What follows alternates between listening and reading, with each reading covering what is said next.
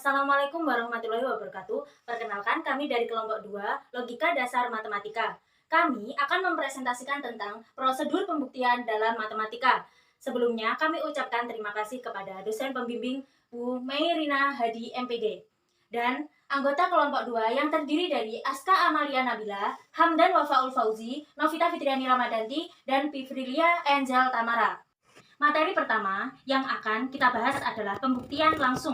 Metode ini didasarkan pada proposisi bahwa jika kita asumsikan P bernilai benar, maka dengan informasi tersebut kita harus membuktikan bahwa Q benar. Bukti langsung ini biasanya diterapkan untuk membuktikan teorema yang berbentuk implikasi P implikasi Q.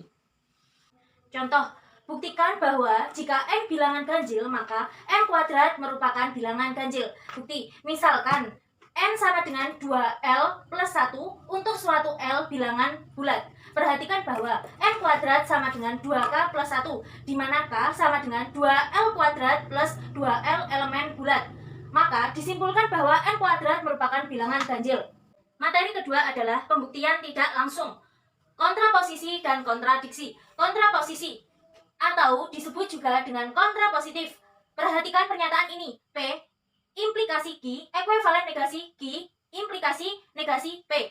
Jadi, pembuktian ini membuktikan kebenaran pernyataan implikasi dibuktikan lewat kontraposisinya, yaitu jika P maka Q adalah benar, dengan menunjukkan kebenaran pernyataan jika Q tidak benar maka P tidak benar.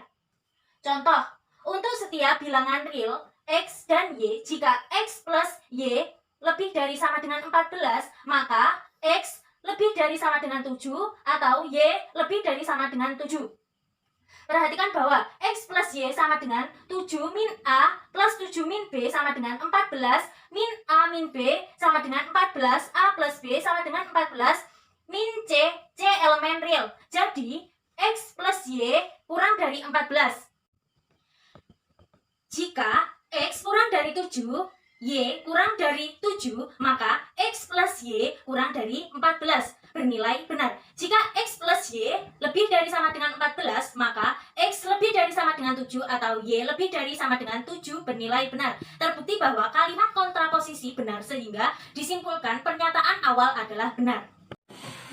Kontradiksi yang berarti pertentangan. Untuk membuktikan jika P maka Q bernilai benar, maka perlu langkah-langkah seperti berikut. Yang pertama, kita asumsikan bahwa inverse dari jika P maka Q bernilai benar. Yang kedua, dari pengandian tersebut kita cari kontradiksinya. Contoh, jika M dan N saling relatif prima, maka log M per log N bukan bilangan rasional. Pembahasan, jika log M per log N bilangan rasional, maka log M per log N sama dengan X per Y. Nah, ini langkah-langkah selanjutnya. Dari langkah-langkah tersebut, kita bisa menyimpulkan bahwa pernyataan tersebut bernilai benar. Bukti kosong. Pada bukti kosong, untuk membuktikan jika P maka Q bernilai benar, kita hanya perlu membuktikan P bernilai salah. Contoh, Fn sama dengan N lebih besar daripada 1, maka N pangkat 2 lebih besar daripada N pangkat 1. Buktikan bahwa F0 bernilai benar. Untuk membuktikan tersebut, kita hanya perlu P. P sama dengan N lebih besar daripada 1. Kita masukkan 0 tersebut. 0 lebih besar daripada 1. Karena 0 tidak lebih besar daripada 1, maka salah. Jadi, F0 bernilai benar. Bukti trivial. Untuk membuktikan jika P maka Q bernilai benar, kita hanya perlu membuktikan Q bernilai benar. Contoh, Pn sama dengan jika A, B bilangan integer A lebih besar daripada B, A per N lebih besar daripada B per N.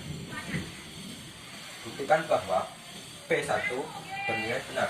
Pembahasan, kita cari Q-nya. Q yang berarti A per N lebih besar daripada B per N. Kita masukkan nilainya tadi. A per 1 lebih besar daripada B per 1, maka A lebih besar daripada B. Menurut pernyataan tadi, berarti nilai dari pernyataan tersebut maka bernilai benar. Selanjutnya, bukti eksistensial atau keberadaan. Ada dua tipe bukti eksistensial ini, yaitu konstruktif dan tak konstruktif. Pada metode konstruktif atau menunjukkan secara langsung keberadaan eksistensinya yang ditunjukkan secara eksplisit, sedangkan pada metode tak konstruktif atau menunjukkan secara tidak langsung keberadaan eksistensinya tidak diperlihatkan secara eksplisit. Dan berikut contoh soalnya, buktikan ada bilangan irasional X dan Y sehingga XY rasional. Dengan penyelesaian sebagai berikut, dihasilkan salah satu pasangan X, Y dengan X sama dengan Y sama dengan akar 2 atau X sama dengan akar 2 pangkat akar 2 dan Y sama dengan akar 2 pasti memenuhi. Pernyataan yang dimaksud pada bukti ini hanya ditunjukkan eksistensinya bilangan irasional X dan Y tanpa memberikan secara eksplisit. Ini dikenal dengan istilah pembuktian eksistensi non-konstruktif. Selanjutnya adalah bukti ketunggalan. Dalam membuktikan ketunggalan, pertama harus ditunjukkan eksistensi suatu objek. Katakan objek itu X, ada dua pendekatan yang dapat ditempuh untuk membuktikan bahwa X hanya satu-satunya objek yang memenuhi, yaitu diambil objek sebarang, katakan Y, maka ditunjukkan Y sama dengan X. Atau misalkan Y objek sebarang lainnya dengan Y tidak sama dengan Y, ditunjukkan adanya suatu kontradiksi. Dan berikut contoh soalnya, tunjukkan bahwa setiap bilangan bulat mempunyai impuls penjumlahan yang tunggal. Dalam penyelesaian berikut menghasilkan, jadi benar ada bilangan bulat Hi yang tunggal sehingga P plus Hi sama dengan 0.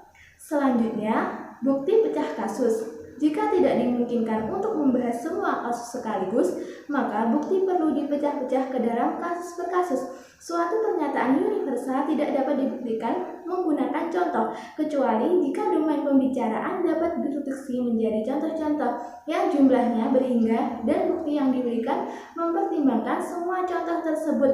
Dan berikut contohnya, tunjukkan bahwa tidak ada solusi bulat X dan Y yang memenuhi adalah X kuadrat plus 3Y kuadrat sama dengan 8.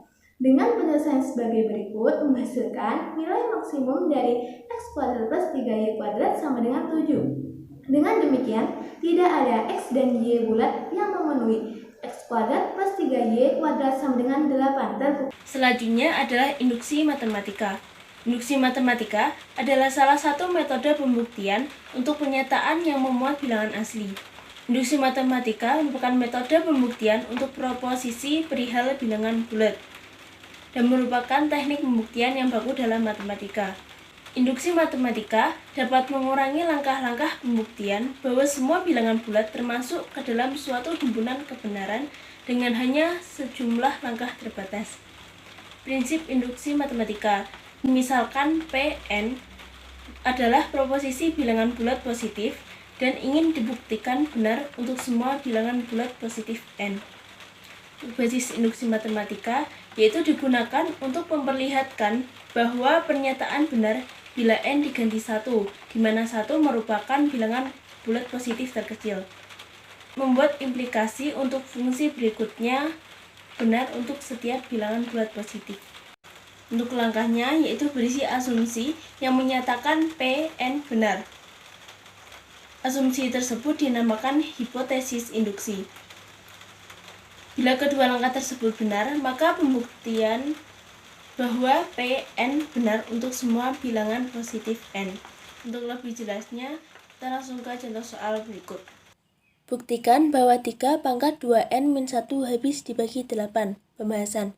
Langkah pertama yaitu dibuktikan benar untuk n sama dengan 1. Seperti berikut ini sehingga hasil akhirnya benar yaitu habis dibagi 8. Setelah dibuktikan benar pada langkah pertama, dilanjutkan langkah kedua yaitu diasumsikan benar untuk n sama dengan k. Disubstitusikan sehingga menjadi 3 pangkat 2k min 1.